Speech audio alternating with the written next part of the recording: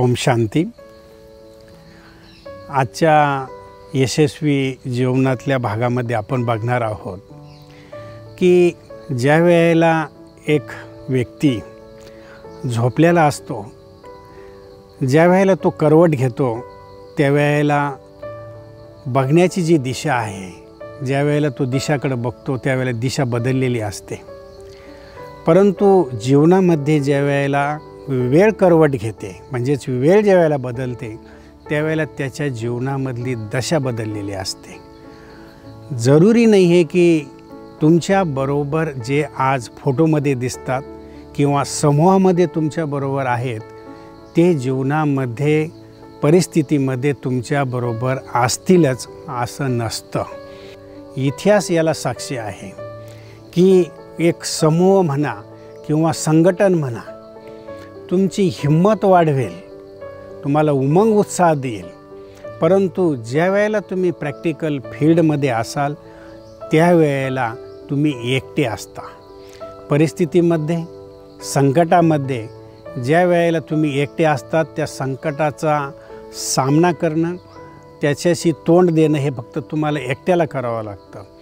म्हणून जीवनामध्ये एक लक्षात ठेवायचं की ज्या ज्या वेळेला तुमच्यावर असं संकट येईल त्या वेळेला कोणत्याही व्यक्तीची मदतीची अपेक्षा न करता स्वतः आपण आपल्या शक्ती आणि गुणावर आपलं लक्ष केंद्रित करायचं असतं।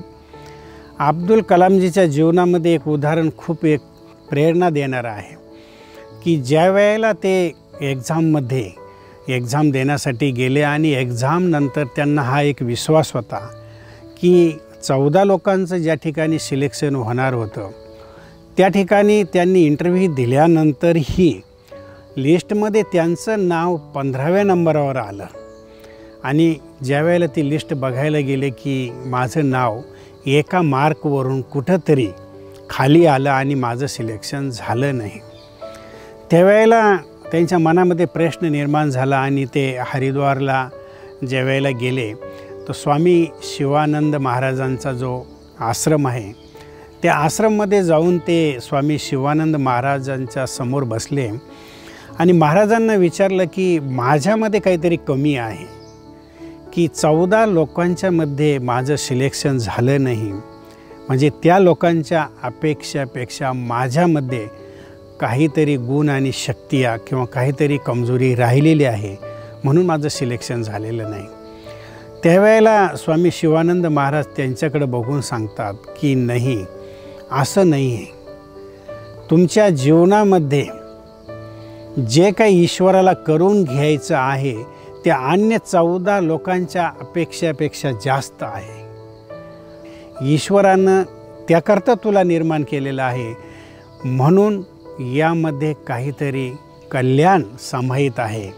तू पुढं चल, तुला ते कल्याण दिसून येईल।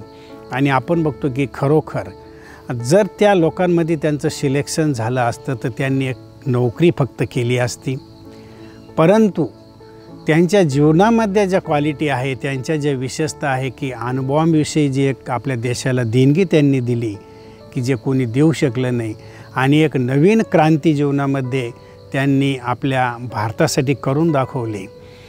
एक दिवस ते भारताचे राष्ट्रपती पण झाले। म्हणजे म्हणण्याचं तात्पर्य की जीवनामध्ये वेळ अशी येते की ज्या वेळेला तुमची दशा बदलून जाते, तुमचा जो खराब वेळ आहे जीवनामध्ये चाललेला आहे तो पण बदलून जातो।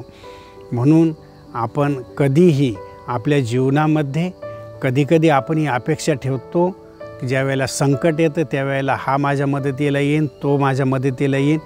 ज्याला आपण जादा जवळीक समजतो तो पण आपल्याला त्यावेळेला मदतीला येत नाही। त्यावेळेला फक्त आपण एकटे असतो, परंतु एकटे असतानाच आपल्या जीवनामधली खरी कसोटी होते आणि आपले जे गुण आहे आणि आपल्या ज्या शक्ती आहे त्या शक्तींचं प्रदर्शन आपण संकटाच्या वेळी देऊ शकतो आणि तीच शक्ती आणि ते जे गुण आहे आपल्याला आपल्या जीवनामध्ये यशाच्या शिखरावर पोहोचवतात। म्हणून आपण यशस्वी जीवनामध्ये पुढं बघायचं असतं, साईडला बघायचं नसतं किंवा मागं पण कधीही बघायचं नसतं। ओम शांती।